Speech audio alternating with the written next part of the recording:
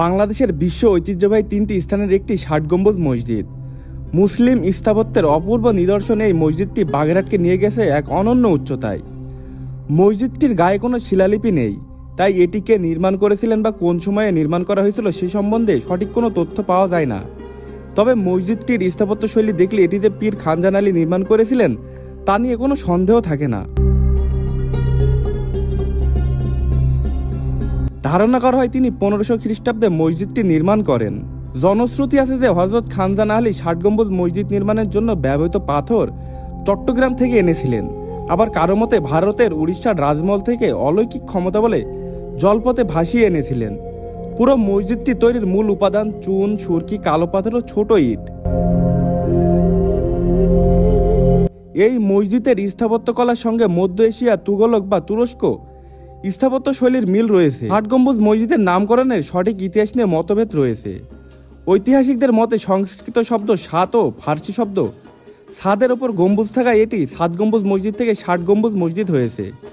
আবার কারো মতে মসজিদের অভ্যন্তরে ৬টি সারিতে 10টি করে মোট ৬০টি পাথরের খাম্বার ওপর মসজিদের ছাদ নির্মাণ করা হয়েছে বলে এর নাম হয়েছে ৬০ গম্বুজ মসজিদ। আবার মসজিদটির ছাদ সমতল নয়, এটি গম্বুজ আকৃতির। সেই থেকে মসজিদটি ৭ গম্বুজ নামে পরিচিতি লাভ করে।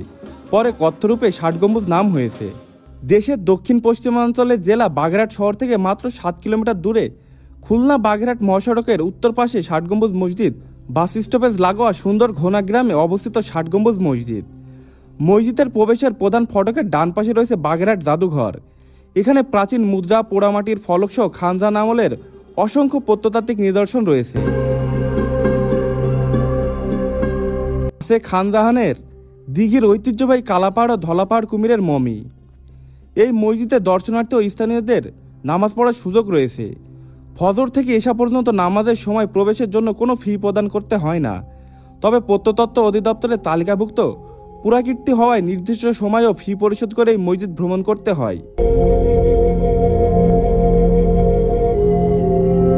সকাল ৬টা থেকে সন্ধ্যা ৬টা পর্যন্ত দর্শনার্থীরা প্রবেশ করতে পারেন ৬০ গম্বুজ মসজিদ চত্বরে।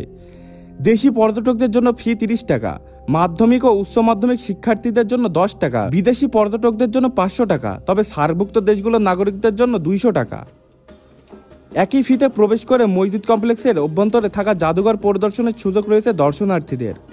তবে জাদুঘরে প্রবেশের সময়সীমা ভিন্ন। গ্রীষ্মকালে 10টা থেকে সন্ধ্যা 6টা এবং শীতকালে সকাল 9টা থেকে বিকেল 5টা পর্যন্ত দর্শনার্থীরা প্রবেশ করতে পারেন জাদুঘরে।